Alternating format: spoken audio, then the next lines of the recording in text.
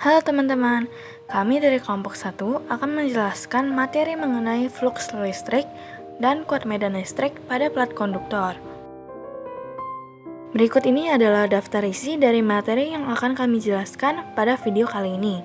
Yang pertama ada pengertian flux listrik, yang kedua rapatan muatan pada keping sejajar, yang ketiga flux listrik dengan medan listrik pada keping sejajar, dan yang keempat ada pembahasan contoh soal.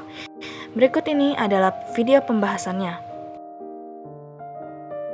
Oke, sekarang kita masuk ke pembahasan flux listrik yang ada pada pernyataan hukum Gauss bersama aku Andrea Zalika. Pertama, kita harus mengetahui dulu nih, apa sih itu flux listrik? Flux listrik merupakan jumlah garis medan listrik yang menembus tegak lurus bidang dengan rumus flux sama dengan E dikali A dikali cos theta. Flux listrik satuannya Nm kuadrat per C atau Weber, sedangkan E merupakan kuat medan listrik dengan satuan N per C, A merupakan luas permukaan tertutup dengan satuan M kuadrat, dan theta merupakan sudut antara E dengan garis normal bidang. Atau rumus flux listrik juga bisa kita tulis flux sama dengan Q per epsilon 0, dengan epsilon 0 merupakan permitivitas listrik di udara atau di ruang hampa.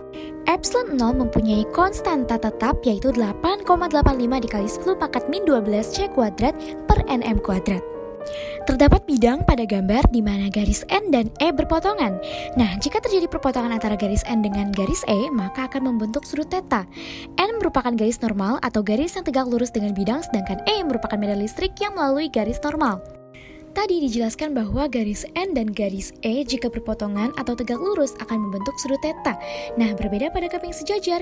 Pada umumnya, garis N dan E akan sejajar. Sesuai dengan namanya kan, keping sejajar, maka garisnya akan sama-sama sejajar. Nah, kalau misalnya garisnya sejajar, maka theta akan sama dengan 0 derajat. Maka cos theta sama dengan cos 0 derajat sama dengan 1. Jadi rumusnya pada flux listrik keping sejajar hanya flux sama dengan E dikali A. Oke, mari kita bahas rapat muatan pada keping sejajar. Rumus rapat muatan adalah sigma sama dengan Q per A. Atau jika kita mencari muatannya, maka bisa dicari dengan Q sama dengan sigma dikali A. Dengan sigma yang merupakan rapat muatan satuannya C dikali M pangkat min 2, Q merupakan muatan yang satuannya adalah kolom, dan A merupakan luas keping satuannya meter kuadrat.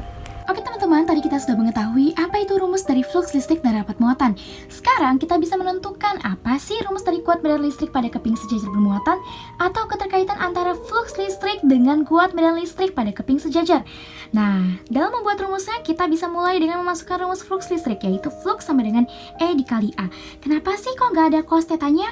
Karena pada umumnya di keping sejajar itu garis normal dan garis medan listrik yang melalui garis normal akan sejajar seperti ini. Nah, jadi kalau misalnya garis normal dan garis medan listrik sejajar, maka theta akan sama dengan 0. Jika theta sama dengan 0, maka cos theta sama dengan cos 0, yaitu sama dengan 1. Jadi di sini hanya perlu kita tulis flux sama dengan E dikali A. Nah, flux ini akan kita pecah menjadi Q sama dengan epsilon 0. Sama seperti yang di sini, flux sama dengan Q per epsilon 0. Nah, gimana kalau misalnya dicari Q? Kalau misalnya dicari Q, maka Q-nya akan kita pecah lagi menjadi sigma dikali A per epsilon 0 sama dengan EA. Nah, rumus ini dari mana sih? Dari sini. Q, nah ini Q sama dengan sigma dikali A. Sigma dikali A per epsilon 0. Karena di sini ada A, di sini ada A, maka A-nya bisa sama-sama kita coret. Jadi dari sini kita bisa menghasilkan rumus dari medan listrik pada keping sejajar, yaitu E sama dengan sigma per epsilon 0. Ini kalau misalnya permitivitas listriknya ada di udara ya teman-teman. Nah, gimana kalau misalnya permitivitas listriknya ada pada bahan? Maka E sama dengan sigma per epsilon B atau EB. Nah, bagaimana cara kita mencari EB atau epsilon B?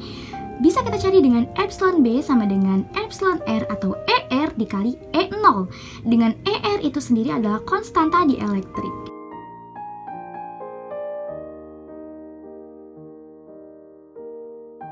Hai, aku Dila. Aku di sini akan membahas contoh soal nomor 2, yaitu tentang kuat medan listrik pada pelat konduktor. Berikut contohnya. Oke, di sini nomor 2 soalnya itu adalah dua pelat konduktor disejajarkan, masing-masing luasnya adalah 12 cm persegi dan mempunyai rapat muatan 6,25 dikali 10 pangkat min 4 kolom per meter kuadrat. Kuat medan listrik yang terjadi adalah Permitifannya 8,85 dikali 10 pangkat min 12 kolom kuadrat dikali Newton meter kuadrat. Nah, yang diketahuinya itu apa aja sih? Jadi yang diketahuinya adalah luasnya yang kita tulis dengan A sama dengan 12 cm kuadrat. Nah, rapat muatannya atau stigmanya kita tulis 6,25 dikali 10 pangkat min 4. Nah, primitifannya 8,5 dikali 10 pangkat min 12. Nah, yang ditanya apa sih? Yang ditanya itu adalah kuat medan listrik. Kuat medan listrik berarti yang ditanya itu adalah E. Ditanya sama dengan E. Nah, rumus E-nya ini apa? Rumus E atau kuat medan listrik adalah stigma per primitifannya.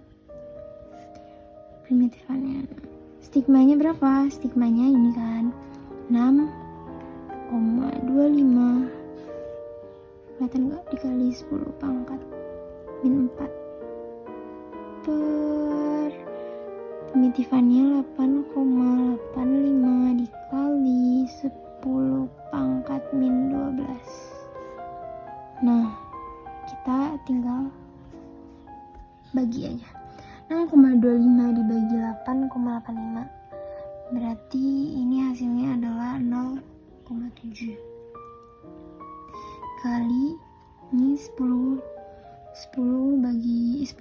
pangkat min 4 dibagi 10 pangkat min 12 itu hasilnya adalah 10 pangkat 8 Newton per kolom.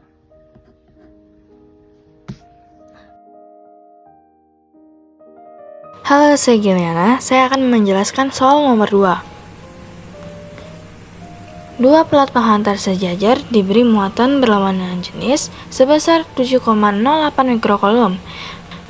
Ternyata kuat medan antara keping-keping itu sebesar 4 kali 10 pangkat 8 Newton per kolom. Jika permitivitas listrik di udara 8,85 kali 10 pangkat min 12 kolom per Newton meter kuadrat, maka luas keping-keping itu adalah diketahui besar muatannya adalah 7,08 mikrokolom. Kita ubah ke dalam bentuk kolom dan sisanya sesuai dengan apa yang ada di soal.